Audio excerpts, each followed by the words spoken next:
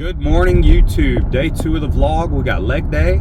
I weighed in this morning at 232 pounds, so back to my low weight. I got to train some quads and some hamstrings and calves today, a little bit of abs and a little bit of cardio, and I'll see you there. My choice for cardio is generally the stationary bike. I like it because it's low impact, low intensity. You know, it's sustainable. I can do it every day. I don't have to worry about burning myself out, and I still have plenty of energy left for my actual workouts. Then I move into quad extensions. It's really good for the pump, helps warm up the legs, warm up the knees, get ready for squats. I'll do alternating legs. I like to do single legs. I'll alternate and then I'll do both legs at the same time. You know, if you're like me and you have one dominant leg, it's good to do single leg. That way you can kind of get the same amount of work in for both legs and one doesn't take over.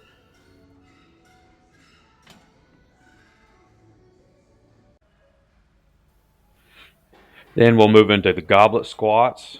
So one of the easier variations of squats you can do. It's really good for kind of prepping the muscles for the real thing.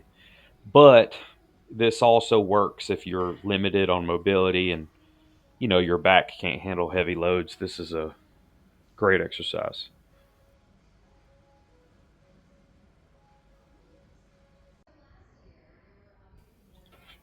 After that, we move into our safety bar squats.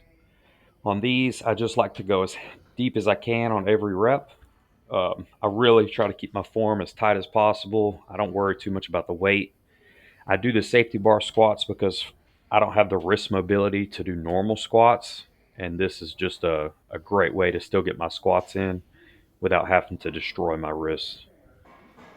Just keep in mind for every exercise you see, I'm not only doing the one set that I've recorded, I'm doing at least 3 sets. That way you get some volume in.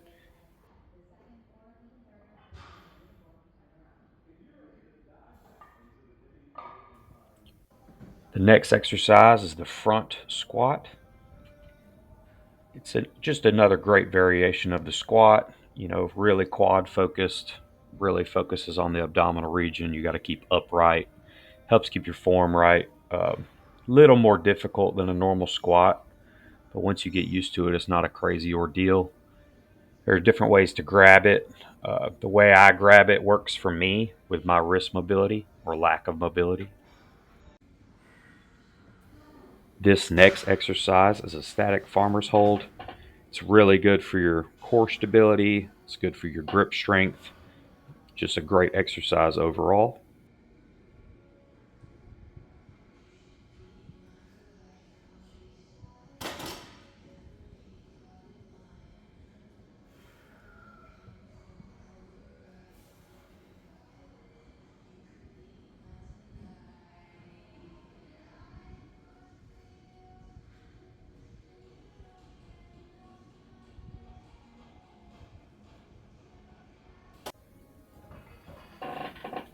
Now, this exercise is called a hamstring curl.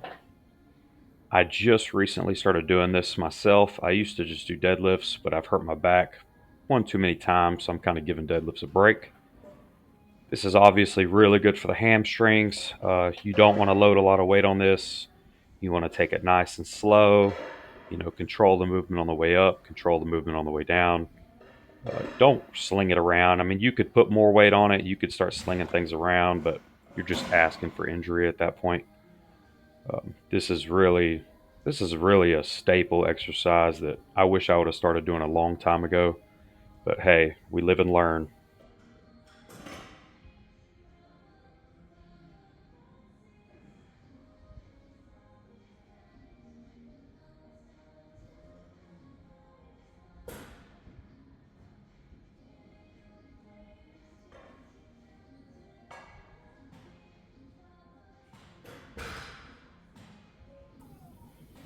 Here we have a set of calf raises. A pretty simple exercise, but I'd say important nonetheless. A lot of people skip calves, including myself. I used to skip calves all the time. But just like anything else, I mean, it's good to get the work in. And you could lift really heavy on something like this. I could obviously load up 4 or 5 plates on this machine if I wanted, but it's better just get a deep stretch in, get a nice squeeze, slow, control the movement up and down. Really focus on that stretch. Uh, I would typically try to go a little higher than I am in this video, but I have a bone spur on my Achilles on my right foot. It kind of limits me. So just like anything else, do the best you can. Uh, that concludes the workout portion of this video. And then I did do 30 minutes of cardio post-training as well. Following that, I did do about 10-15 minutes in the sauna, which isn't necessary. I just like it for the recovery benefit. I just want to spend a minute this morning talking about weight loss in general. So when you're trying to lose weight, cardio is great. It helps. Lifting weights definitely helps. Great.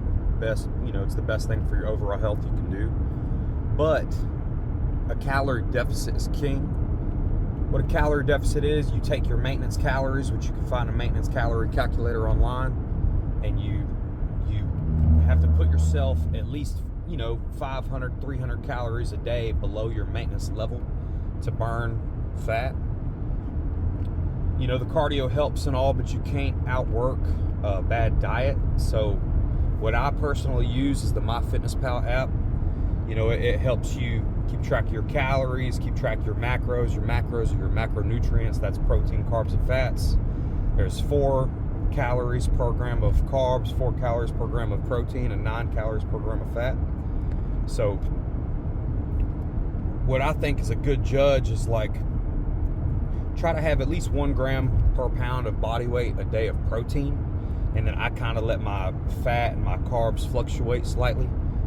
If you want a little more energy, I would keep the carbs a little higher than the fats, but you do want to have fat in your diet because it's good for hormone production, which you definitely need for weight loss and general health anyway. So yeah, don't think that the workout in general is going to be your best bet. I mean, it's great, but calorie counting is king. Calorie deficit is king.